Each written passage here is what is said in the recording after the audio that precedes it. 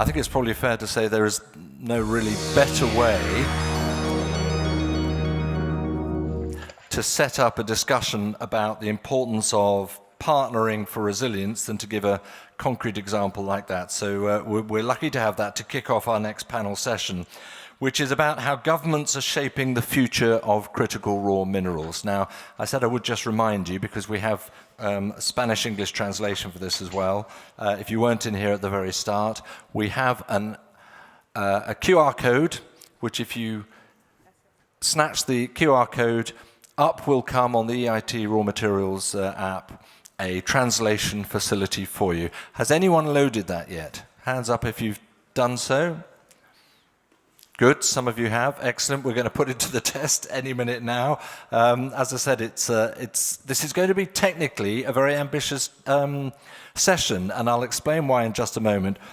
Let me start, though, with a little bit of a background here. We're talking about a collection here of, yes, government leaders from those regions rich in resource, the European Commission as well, to discuss how international partnerships can balance these opportunities, economic, environmental, strategic as well, and what one side brings to the other, and of course vice versa. So to do that, let me first invite those physically present in the room in our panel to come up and join me on the stage, please, our panelists.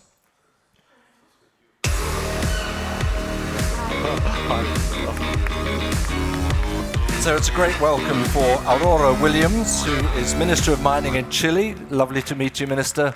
Koen Doens, good to see you, Koen. Thank you very much indeed. Jocelyn, I've met you so many times in the last 2 days. Always a pleasure. And to add to the mix now, as you can see, Minister Nathanielsen is with us in any case. So too is Yegor Perelygin, who's the Deputy Minister of Environmental Protection and Natural Resources in Ukraine. Yegor, can you hear us all? Okay, if you just need to unmute. Yes, I can hear you very well, thank you. Excellent, fantastic. So we're all aboard, which is a terrific, of course, an important way to start. And I'm going to start, actually, if I can, with you, Koen, if I can sort of point things in the direction of the European Commission, first of all. In fact, first of all, we've just had a prime example of the sort of things you're looking at. Yeah, exactly. So first of all, very happy to be here. And I think the previous session was a perfect introduction, because that's exactly what we are looking for. If I look at where we were a few years ago and where we are now, I think we can honestly say that we've made already, huge progress.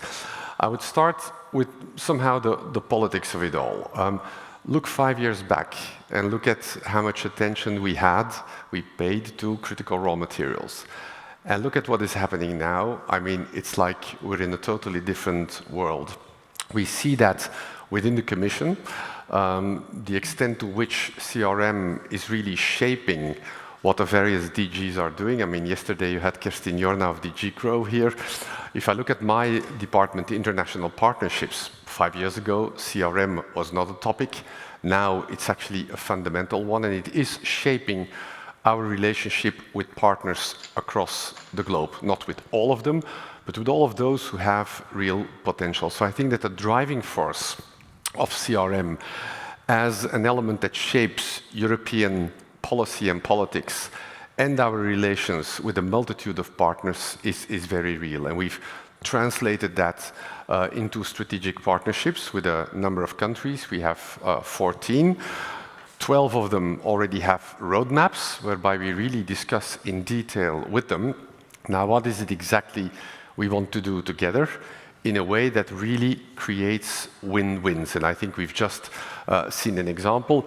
There are wins for Europe, and there are wins for our partners, those who hold the assets. And we look at it through the whole value chain, upstream, midstream, downstream, and we try to connect those pieces. That's quite a lot of work, of course, because we need precisely to use that kind of convening power to bring the industry, the partners, the financiers together. And we, of course, have to look at the means we have. I'm running an operational department with a budget. So we're looking at what kind of financial tools do we need to actually accompany what is ultimately a private sector-driven investment, but where a lot of work is needed on the regulatory side, on the capacity building side, on bringing additional value to our partner countries and setting all of that up.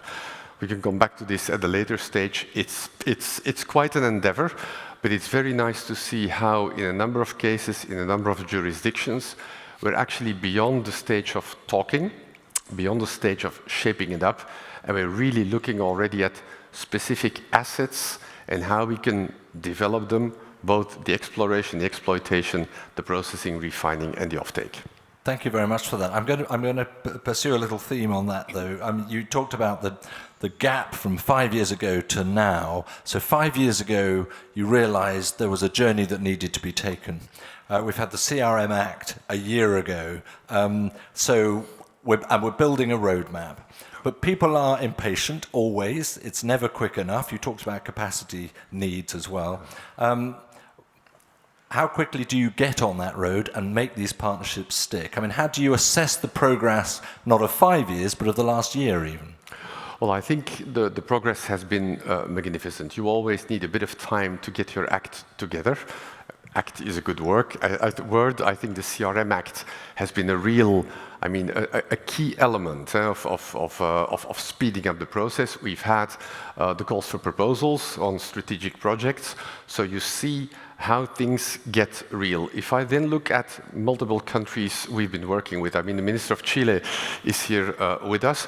We've had business missions to Chile just very recently. We are very specifically looking at concrete investment projects.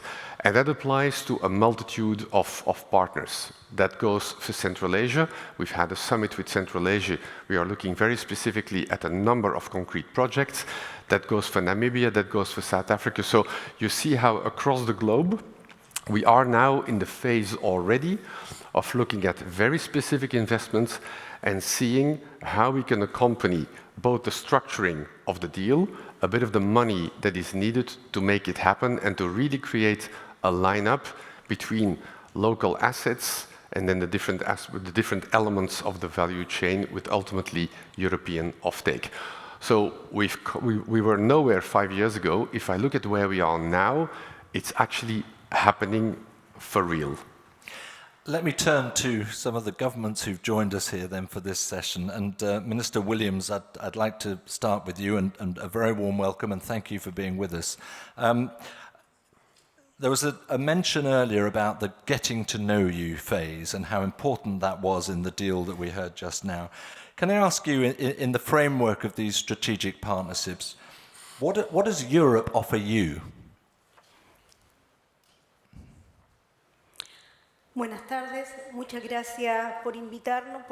Good afternoon. Thank you very much for having us to be part of this panel.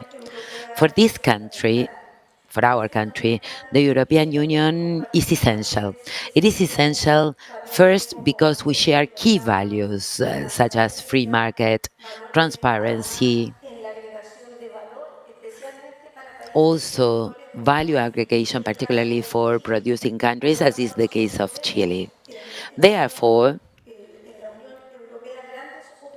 in the European Union, we see great opportunities, and having an MOU signed in 2023 that allows us to define a roadmap has also allowed us to prioritize the projects. We've submitted over 20 projects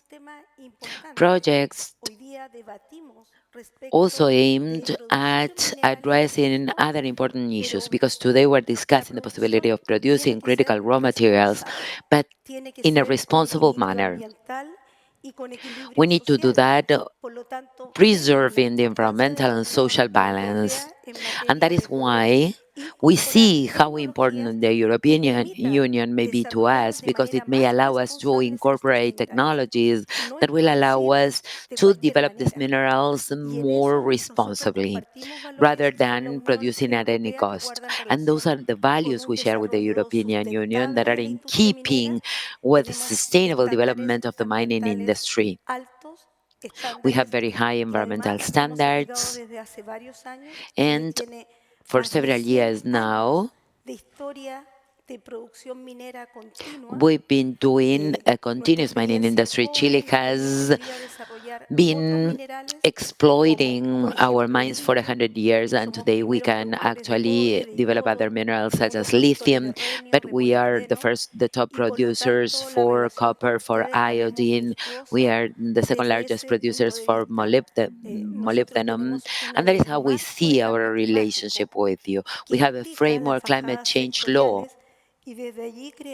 that has different regulations applicable to every sector, and we believe that this is a great area of convergence with the European Union. We are in a position to supply critical materials in a responsible manner, and we can do it even better with the support of the European Union. Thank you very much indeed. And just to add to that, is there a distinction to be made in which part of the European offer is the most important to you? We've got technical expertise, ESG issues, perhaps appreciation of community, or is it a package?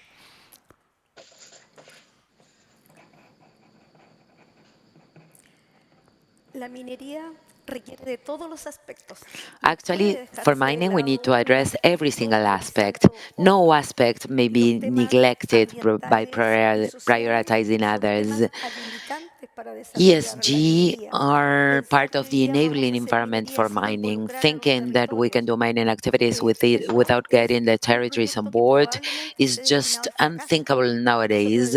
Any such project would be doomed for failure. We need to seek the involvement not only of indigenous communities, but everyone else.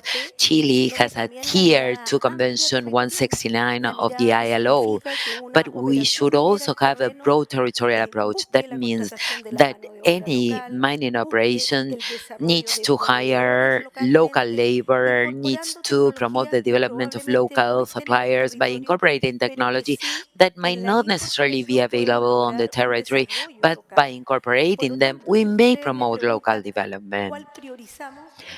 Thus, if you ask me which one I would prioritize, I would like to say that every single one of those aspects is important.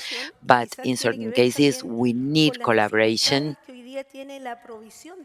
And that may also have to do with the difficulties for Europe in securing raw materials, particularly considering the high geographic concentration. That is, most critical raw materials are being produced in Chile.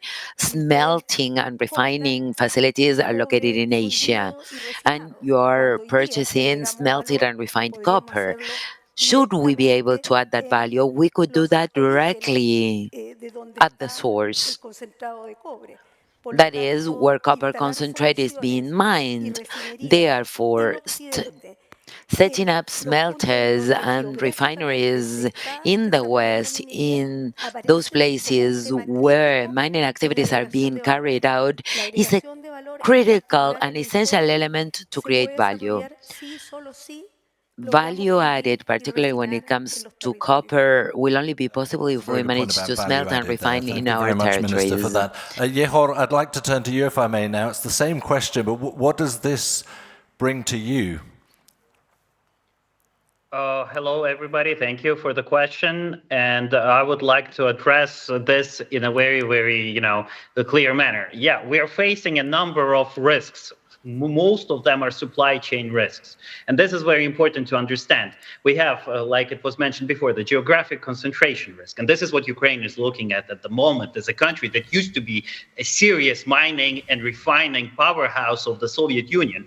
I will mention the fact that Ukraine originally was actually the fundamental country for creating the titanium industry in the Soviet Union, the germanium processing industry, the hafnium processing industry in the Soviet Union, and many other areas. So when we are talking about dealing with the situation at the moment, we are understanding that we are facing a number of external factors and a number of risks that are creating problems for the development of the industry and getting us back on the green track again, and getting us back onto having the right supply and having a safety of the supply. So the first problem is geographic concentration of both mining and processing, like it was mentioned.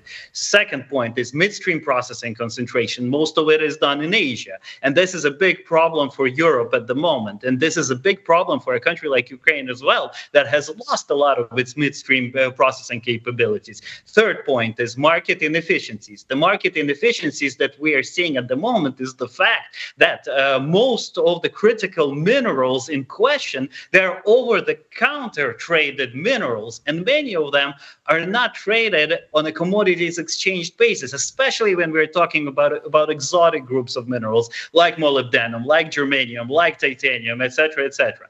And last but not least, another big problem that we are facing is the weaponization, the use of weaponization of supply chains by a number of countries at the moment in the world in order to shift, shock and shift the markets. And this all comes down to the fact, how are we going to respond to it? In Ukraine, we've sat down, we went through our policies, and we realized, okay, we're going to have to prioritize a group of minerals. We're going to have to get back on track and make a strategic list. We're going to have to make a critical list.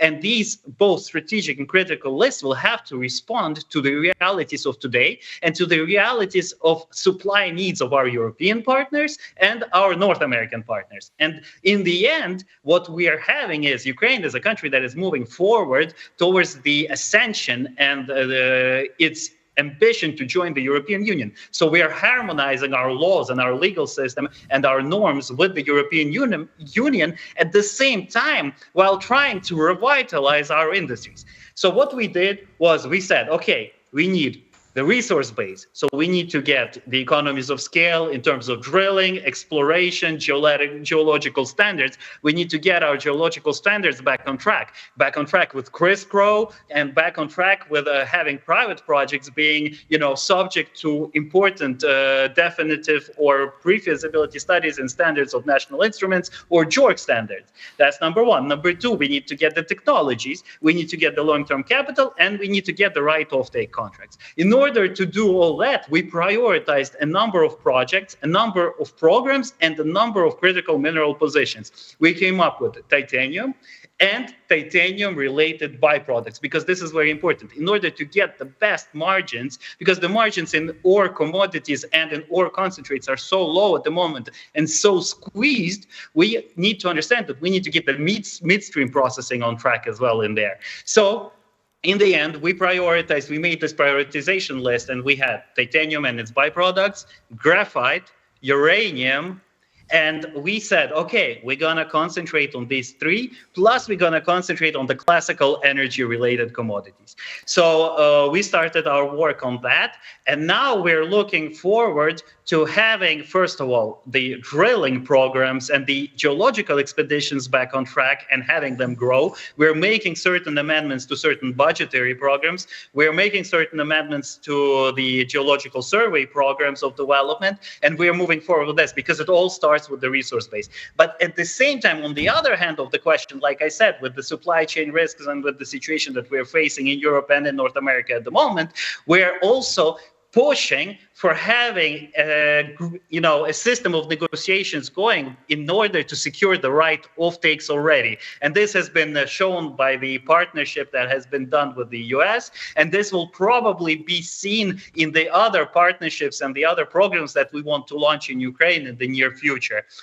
We have an understanding that we have to come at this problem with an approach of understanding first and foremost the supply chain risks. And if we're not going to do it, nobody's going to do it for us. Right. So this is my key messages. Governments have to take a proactive position, and Ukraine is going to do its homework and is going to do its work to get this proactive position running. That was a very precise and energetic explanation as to the situation that you find yourselves in. I must just say, you did mention the US deal as well. Obviously, we're here right in the heart of Europe. We're talking about EU partnerships in particular. Can you just give us a sense of the value and validity of this partnership? Yes. First of all, we have an understanding that this partnership secures a certain, a certain relationship with the U.S. in terms of, having a political dialogue being secured and having a mineral-related, commodity-related dialogue secured. At the same time, in parallel, we are working very hard to have, like I said, to have our legal system and our standards harmonized with the EU and becoming an actual space for having one common space for industrial development, both in terms of mining, both in terms of processing, and both in terms of end-use refining, processing, end-use product production, with the EU as being one big family, one space. So for us at the moment, this is a deal for we have to look at the deal as a reconstruction fund, not as a deal for a monopoly, for anything else. This is not a monopoly. This is not a story about, a non-market practice. This is a market practice. This is a story about the creation of a reconstruction fund, of an investment and reconstruction fund with the US. So basically, if we can have similar tracks, similar stories with the EU, this will be also good. So the idea is to have as many success stories as possible in the vein and in the same kind of spirit that this has gone with the Americans. Yeah, Yegor, thank you very much indeed for that. Naaja, Nathanielsen, you've been listening intently to that. I think two key words that sprang up to me in a way. One is about diversity of partners, possibly. The other, though, is absolutely essential in this challenging geopolitical world, in this trade dispute environment we find ourselves in, and that is stability. And I just wonder what you feel that this partnership brings to Greenland. Well, thank you, and thank you for the invitation. I think that the challenges that we are facing is challenges we face with together with a lot of other European countries. I think in a world shifting from globalism to more regionalism, partnerships with like-minded countries are becoming increasingly important. We all need allies and partnerships to tackle both current and future challenges, and this is true for Greenland, and I also think it's true for the European Union as well. And we know, of course, that Greenland is rich in resources, holds powerful potential in the supply of critical raw materials. And in that respect, we really welcome the European approach in offering strategic partnerships on this matter. And I think the partnerships can be transformed to mutual benefits. And we believe that the European standards, both environmentally and in respect to governance, are very much aligned with our ambitions to develop responsible mining. We, of course, being an indigenous people, we are very closely connected to nature, and we need high standards in terms of environmental hazards. And I think the European standards are very well aligned with that. And so I think these partnerships provides a platform for us to showcase our potential and build on connections and know-how. But I think there is a missing link, and I think we need to bridge shared political ambitions in Greenland and Europe on one side with the concrete mineral initiatives, with initiatives that help the concrete mineral projects, because at the moment we believe that the project owners, they carry the main burden of this high risk and long-term investments. That is always the basis of any mine. And I think it's very important that we develop instruments that de-risk in the early stages of the supply chain, Greenland only having the first part of the supply chain. So for us, that is very important. And as mentioned, I think we are right now facing challenges also in Greenland that for us it's very important to build resilience as well. Okay, thank you very much indeed. So it's very much two-pronged, we can see, in terms of the specifics of mining opportunities, mineral opportunities, and this broader diplomatic balance that comes with it. Jocelyn, what are you getting out of it? What are you looking for? Well, for us, of course, we are here because it's really important for us to be in Europe, of course. And when I say we value the relation with Europe, it's not only its institutions, of course, European Commission, member state, and organizations such as EIT RawMaterials. Well, as you know, the Western supply chain today are especially vulnerable to price volatility, and that volatility causes risks and prevent our mine from investment. So we know we will produce minerals with high value, of course, and high ESG standards.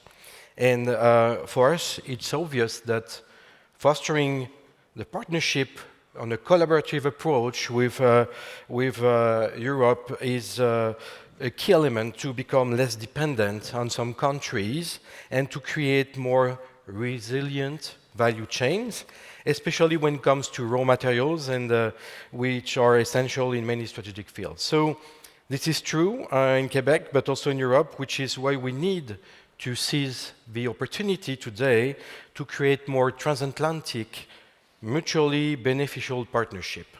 So Quebec has been a long-time partner to some of the European states, such as France, for obvious historical reason. And now we're looking forward to developing new strategic partnerships with other European countries in the months and years to come.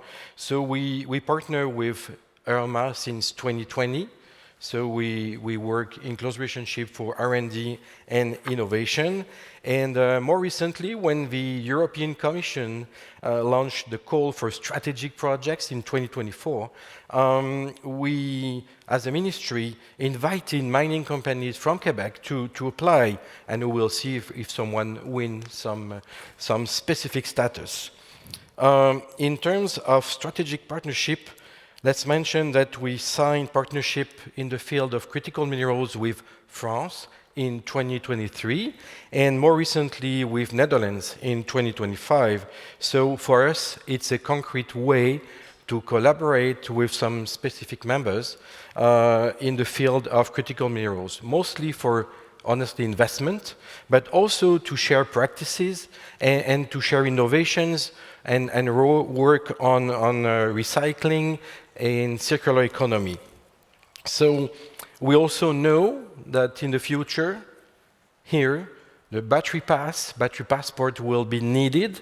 So we are presently preparing the industry to have all the traceability system that fulfill the requirements of Europe. So that's where we work. So definitely for us to be a partner is key.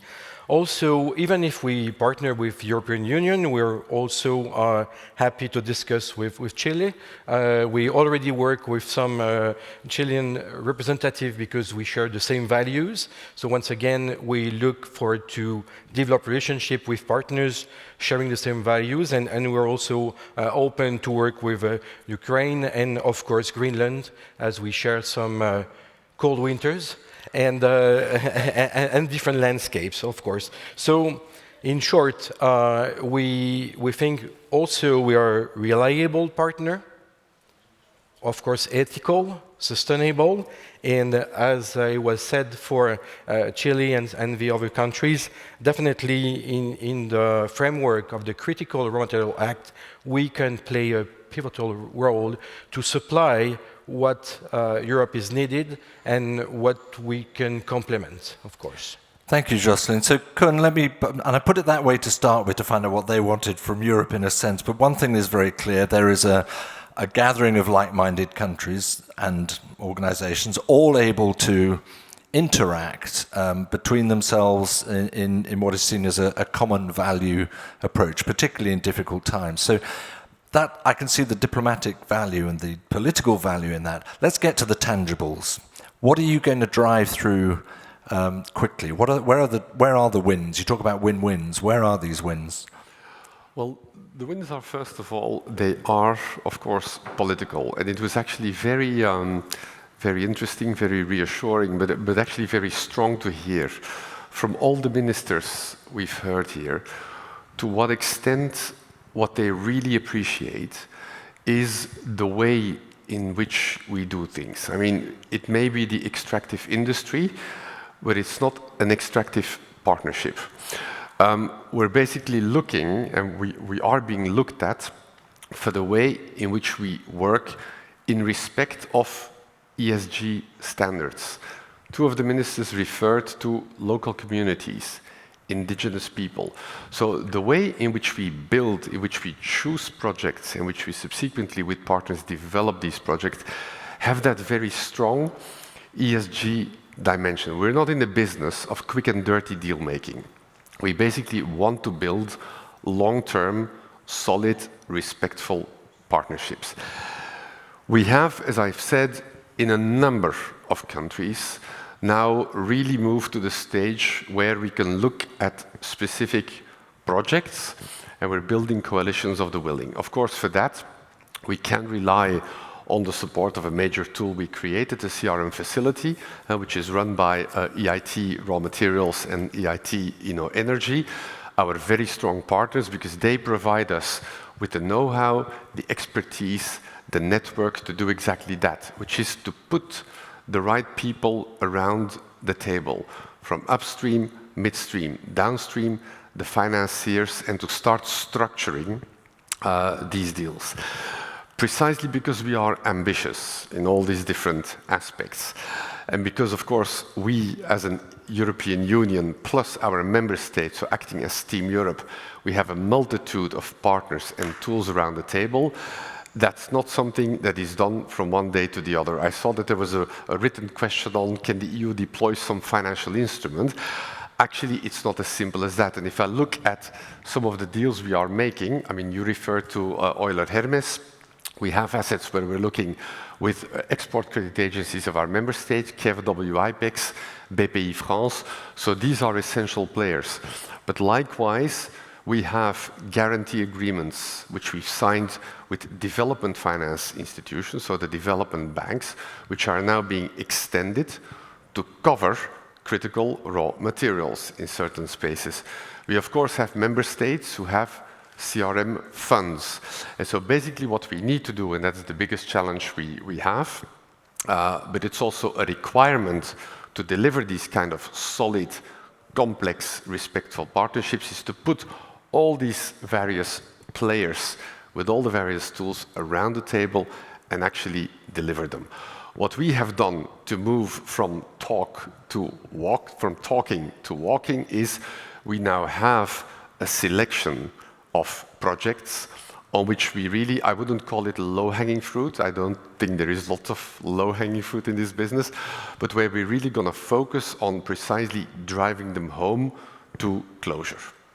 You just picked up on a question that is that Quentin de Hultz has put in on the app, actually. So I will read the question out, and I'm just going to sort of put it more fully for Quentin's sake. Can the EU deploy some financial instrument that would benefit the development of mining in partner countries, such as Chile, and the offtake by EU companies? So, for example, offtake of copper concentrate by EU copper smelters. So the point comes around to some financial instrument. Can you see that? Well, there's definitely, as I've said, there are a multitude of financial instruments available already. There's not one, there's a multitude. Some of them at European level, some of them, and we are developing more of them, some of them at member states level. They're the banks, they're the export credit agencies. So this is what we are looking at.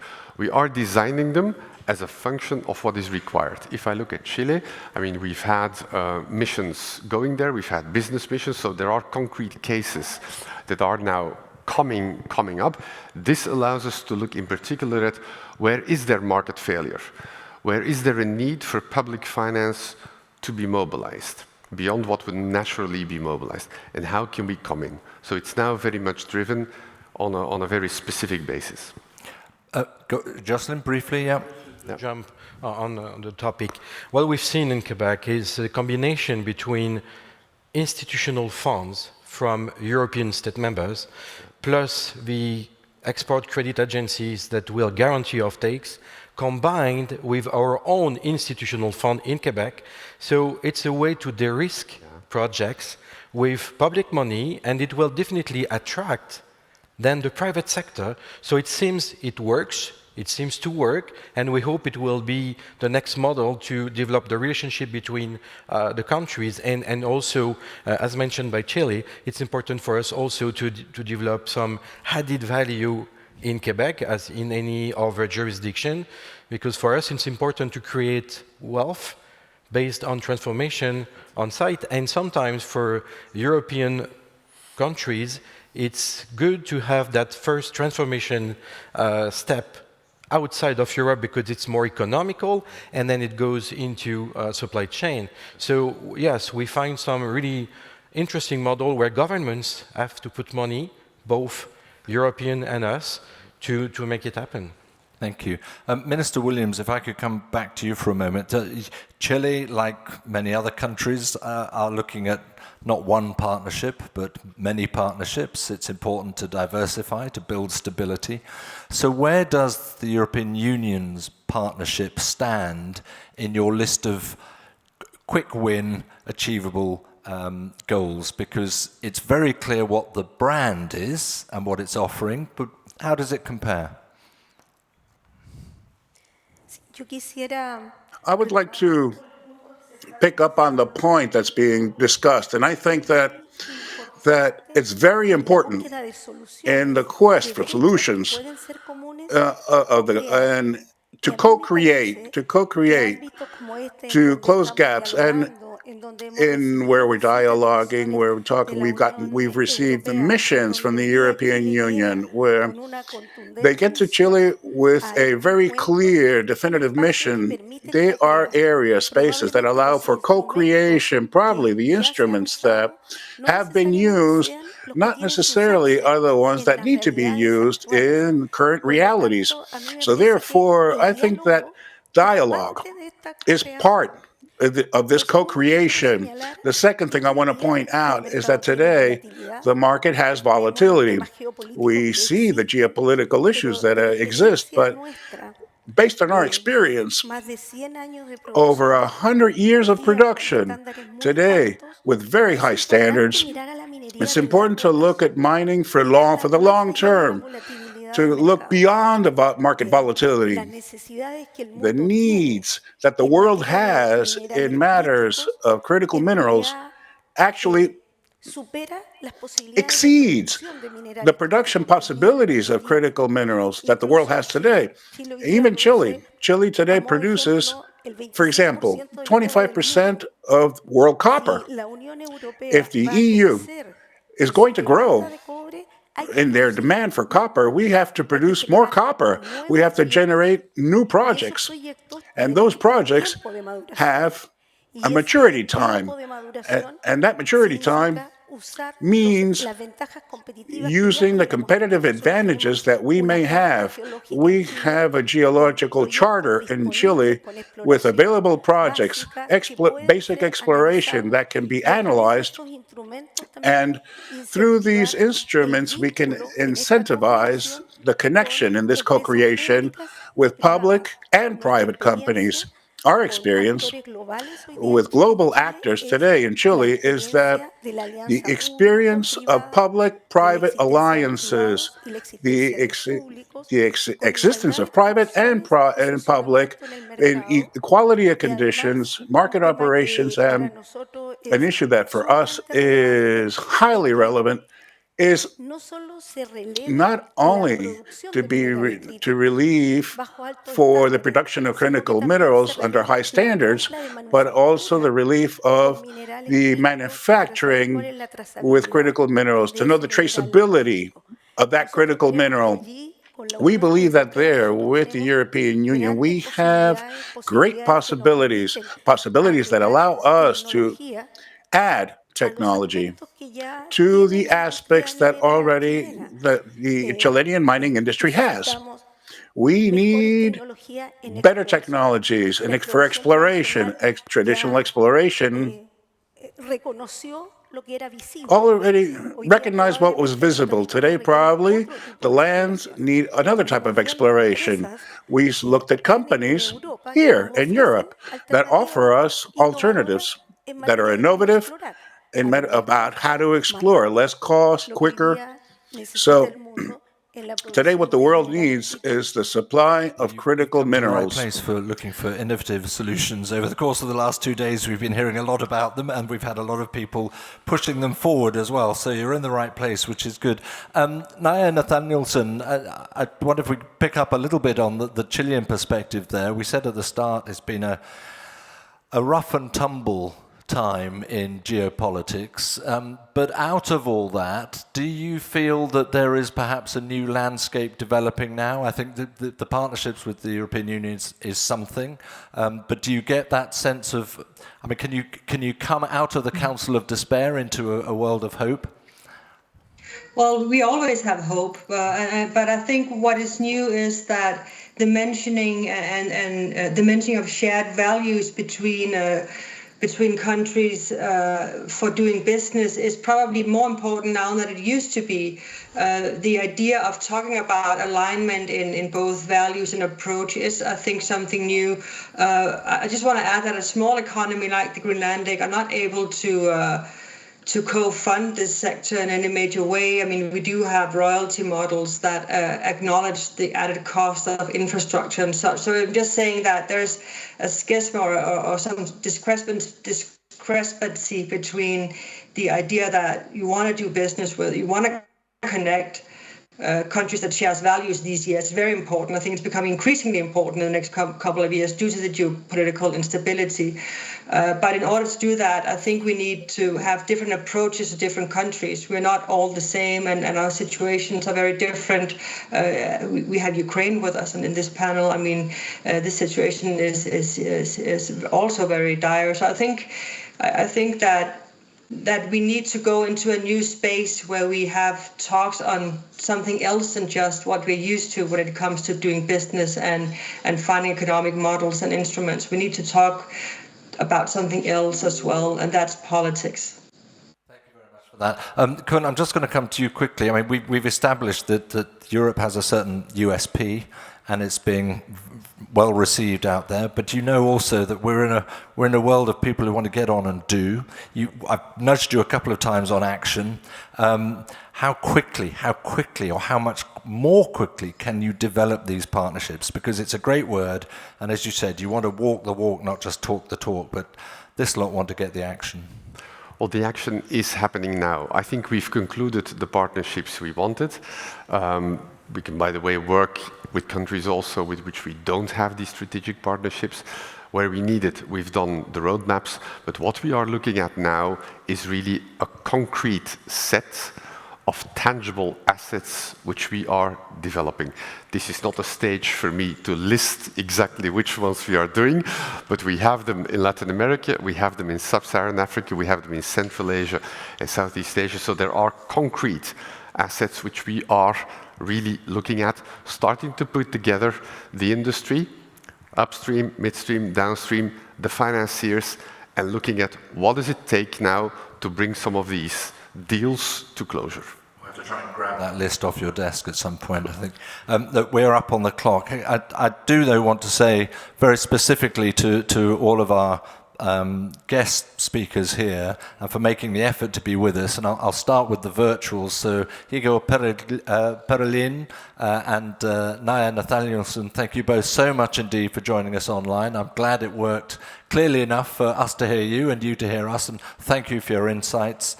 Of course, to the Minister for Mining from Chile, to Aurora Williams, thank you so much for being with us.